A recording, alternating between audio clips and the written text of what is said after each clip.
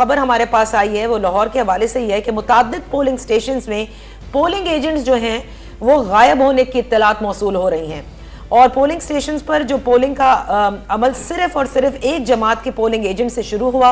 लाहौर का हल्का NA 130 और 130 वो हल्का है जिसमें टक्कर का मुकाबला है। नवाज शरीफ और यास्मीन राशिद साहिबा के दरमियान ये मुकाबला है। इसे कांटेदार मुकाबला जो है वो कहा जा रहा है और इसके हवाले से खबर है कि 130 के कई पोलिंग स्टेशन पर सिर्फ और सिर्फ नून लीग के एजेंट्स मौजूद हैं।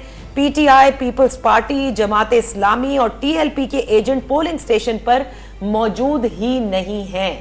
तो ये खबरें हम आप तक पहुंचा रहे हैं। मुल्क के मुख्तलिफ शहरों, मुल्क के मुख्तलिफ हल्कों से जो खबरें हमें मौसूल हो रही हैं, ये बात हम कर रहे थे NA 130 जहाँ पे नवाज शरीफ और यास्मीन राशिद का कांटेदार मुकाबला है और यहाँ पर पोलिंग एजेंट जो हैं वो सिरे से कहीं नजर ही नहीं आ रहे। सिर्फ और सिर्फ पाकिस्तान मुस्लिम लीग नून के पोलिंग एजेंट मौजूद हैं।